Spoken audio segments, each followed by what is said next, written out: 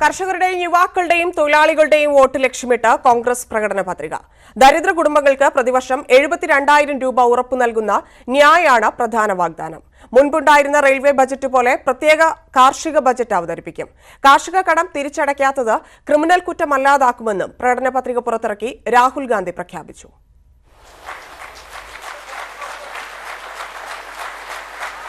കോൺഗ്രസ് നടപ്പാക്കും. ഇതാണ് രാഹുൽ ഗാന്ധിയും സോണിയാഗാന്ധിയും മറ്റ് മുതിർന്ന നേതാക്കളും ചേർന്ന് ഡൽഹിയിൽ പുറത്തിറക്കിയ പ്രകടന പത്രികയുടെ മുഖവാചകം.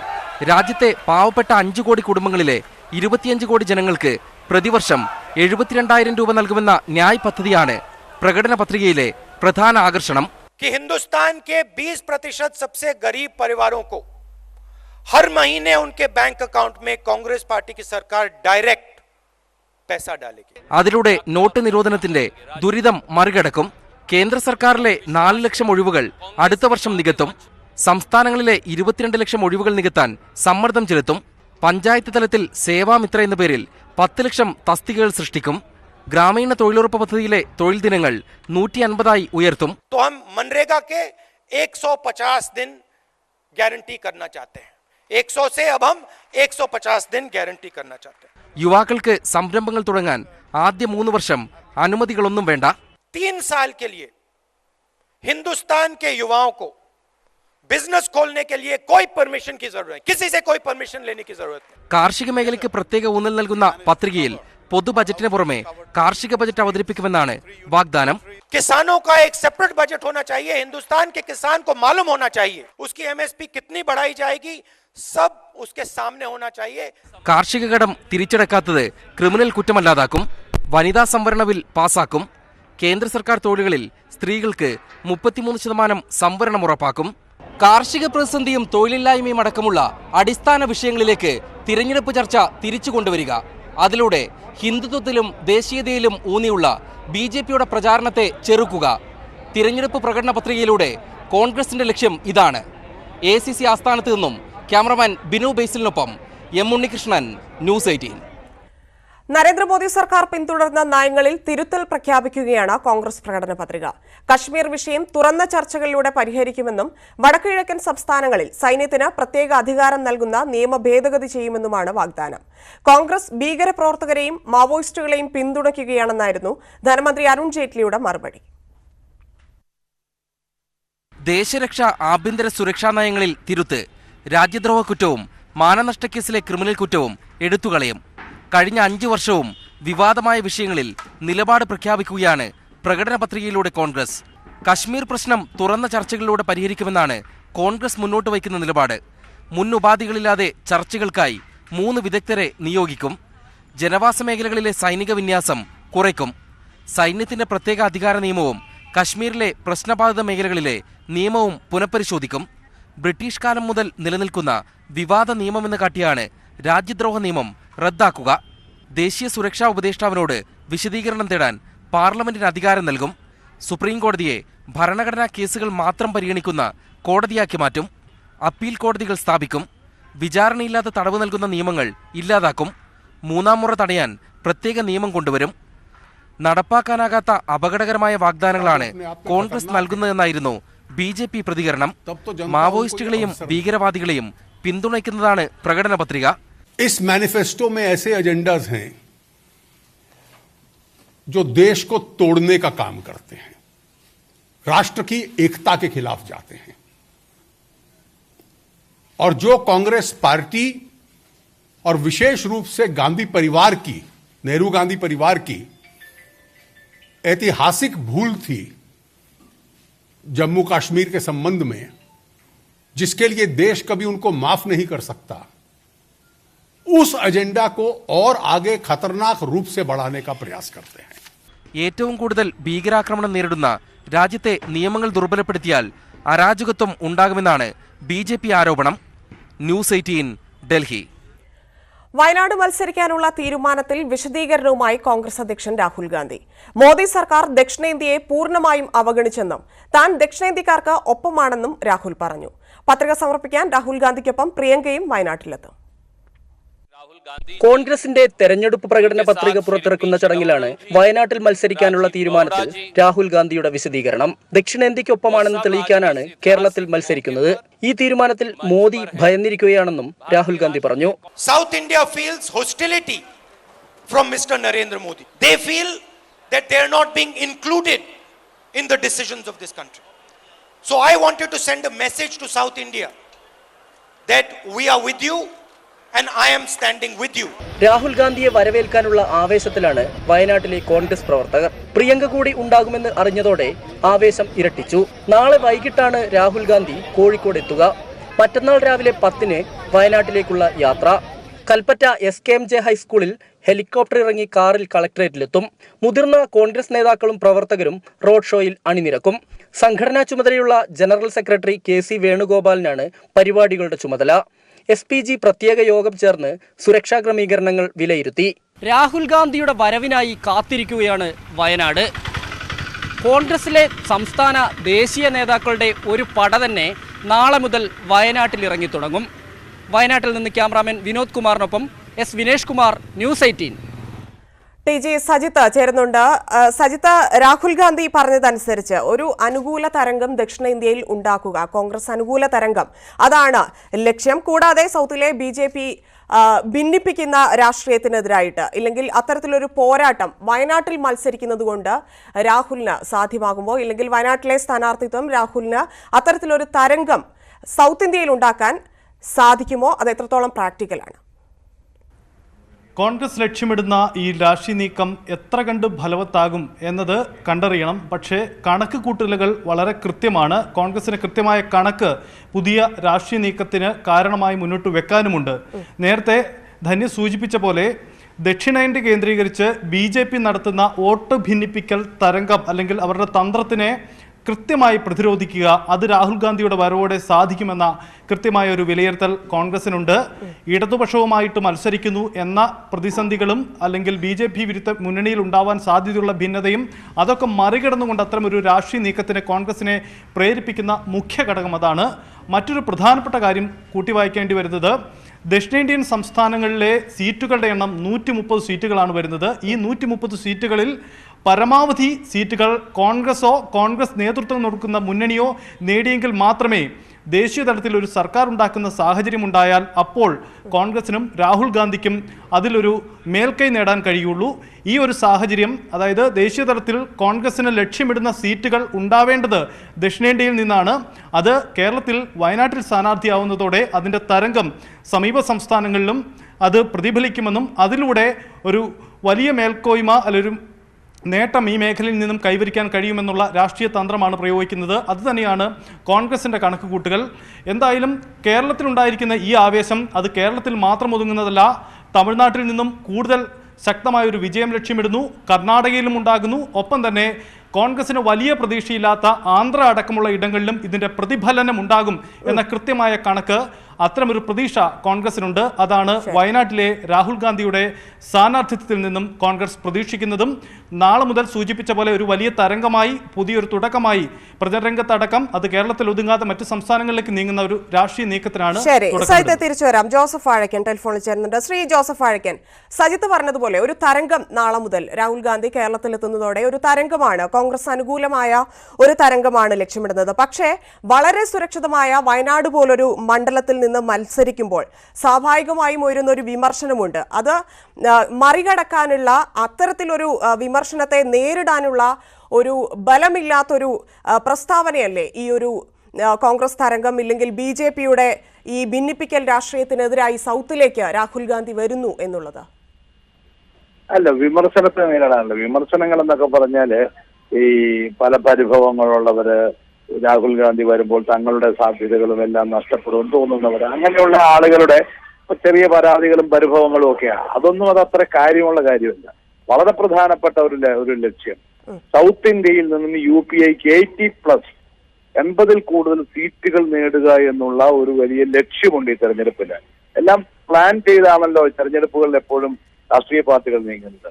സൗത്ത് ഇന്ത്യയിൽ നിന്നും UPIക്ക് 75-ന് മുകളിൽ 80ഓളം സീറ്റുകൾ വാങ്ങുക എന്നുള്ളത് ഞങ്ങളുടെ ഇത്തവണത്തെ ടാർഗറ്റാണ്. നരേന്ദ്രമോദി സർക്കാരിനെ മാറ്റുന്നതിനാവശ്യമായ സൗത്ത് ഇന്ത്യയിൽ നിന്നും ഞങ്ങൾക്ക് ലഭിക്കേണ്ടതായിട്ടുള്ള സീറ്റുകളുടെ എണ്ണമാണ്. അതിനു വേണ്ടിയിട്ടുള്ള സ്ട്രാറ്റജിയാണ്. ആ സ്ട്രാറ്റജിയുടെ ഭാഗമായിട്ടാണ് ദക്ഷിണേന്ത്യയിലെ 3 സംസ്ഥാനങ്ങളുടെ അതിർത്തി പങ്കുവയ്ക്കുന്ന വയനാട് എന്ന് പറയുന്ന സീറ്റ് ഏറ്റെടുത്ത് അവിടെ രാഹുൽ ഗാന്ധി അവിടെ മത്സരിക്കുന്നത്. പക്ഷേ ശ്രീ ജോസഫ് വഴക്കൻ, ഈ 3 സംസ്ഥാനങ്ങൾ അതിർത്തിയിൽപ്പെടുന്ന ഒരു സംസ്ഥാനമാണ് തമിഴ്നാട്.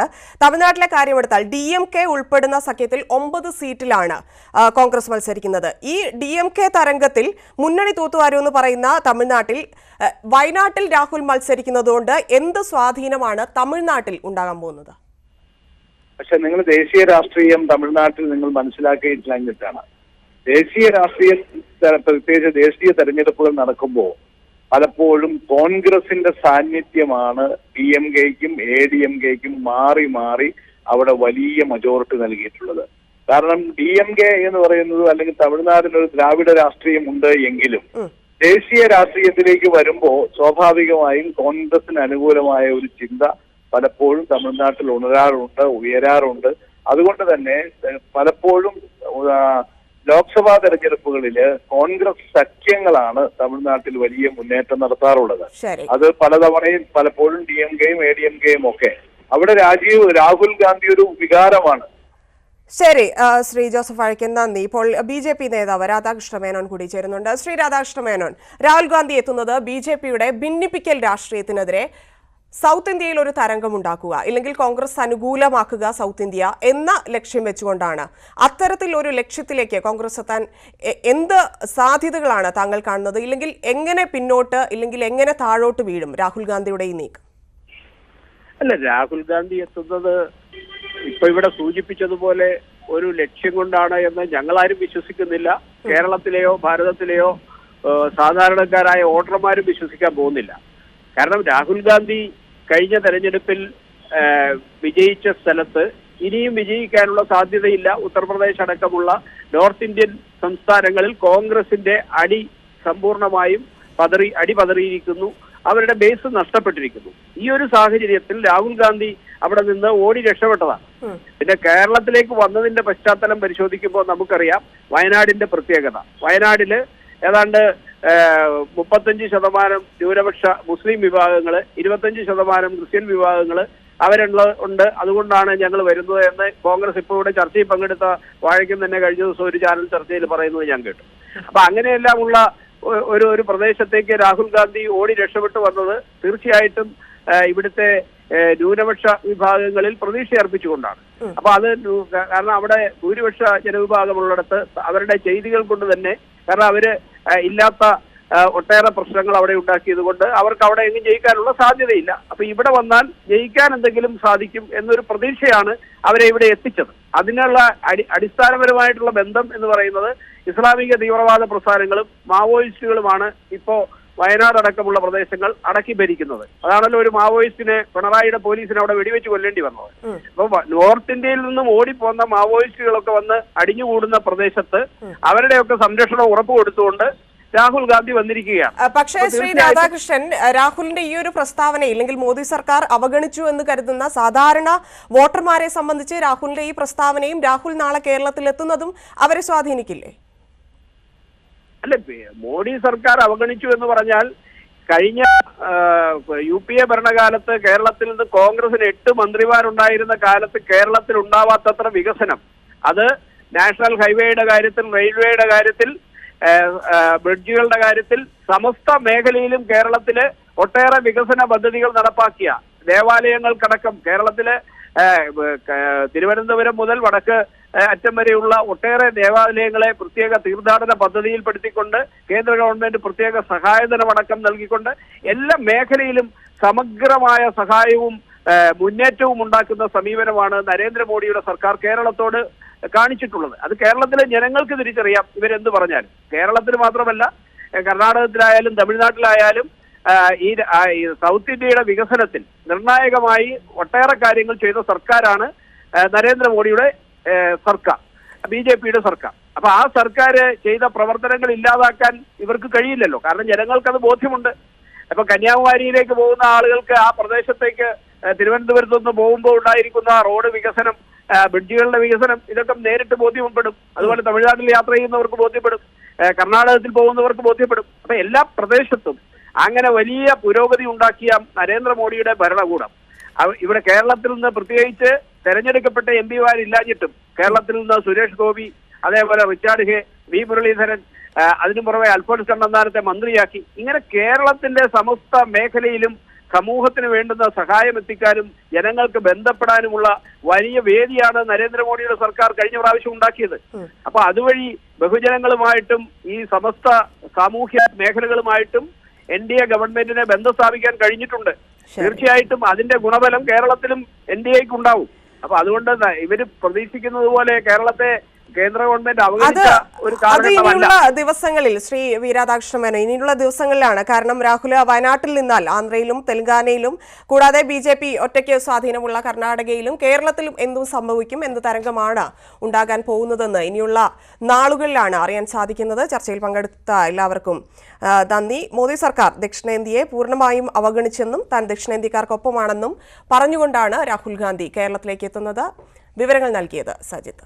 റിമാൻഡിൽ കഴിയുന്ന കോഴിക്കോട്ടെ NDA സ്ഥാനാർത്ഥി KP പ്രകാശ് ബാബുവിന് നാമനിർദ്ദേശ പത്രിക സമർപ്പിക്കാൻ റാന്നി കോടതി അനുമതി നൽകി. ശബരിമലയിലെ അക്രമ സംഭവവുമായി ബന്ധപ്പെട്ടാണ് പ്രകാശ് ബാബുവിനെ കോടതി റിമാൻഡ് ചെയ്തത്. ശ്യാം ദേവരാജ് ചേരുന്നു. ശ്യാം, എപ്പോഴാണ് പ്രകാശ് ബാബു കോഴിക്കോട്ടെത്തി പത്രിക സമർപ്പിക്കുക? വിവരങ്ങൾ.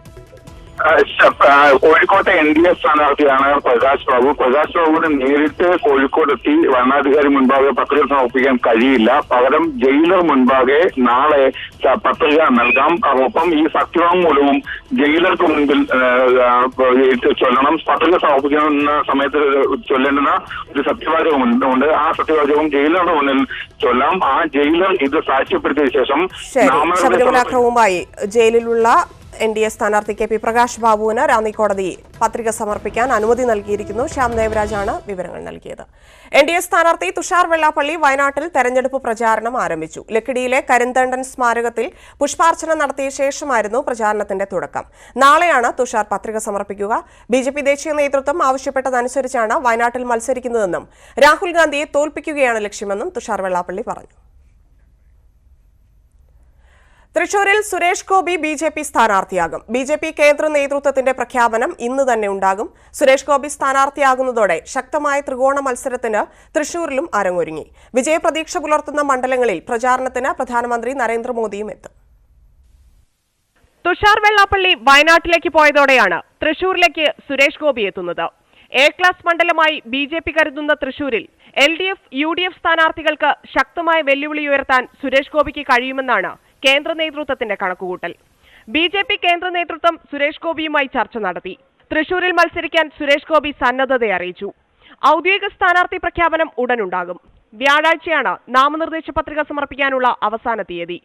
നാളെ തന്നെ സുരേഷ് ഗോപി തൃശൂരിലെത്തും. ദേശീയ നേതാക്കളുടെ നീണ്ട നിരയാണ് വരുന്ന ദിവസങ്ങളിൽ BJP പ്രചാരണത്തിനായി സംസ്ഥാനത്തെത്തുന്നത്.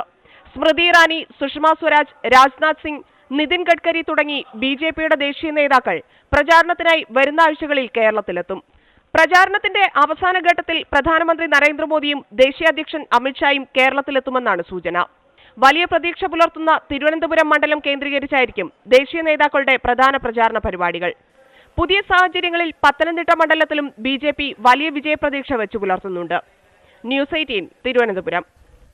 LDF കൺവീനർ A വിജയരാഘവന്റെ സ്ത്രീ വിരുദ്ധ പരാമർശത്തിൽ കുടുങ്ങി CPM. രമ്യ ഹരിദാസിനെതിരായ പരാമർശത്തിൽ ഖേദം പ്രകടിപ്പിക്കാനില്ലെന്ന് വിജയരാഘവൻ ആവർത്തിച്ചു. പരസ്യ പ്രതികരണത്തിന് തയ്യാറായ CPM നേതാക്കളെല്ലാം വിജയരാഘവന് പിന്തുണ പ്രഖ്യാപിച്ചു.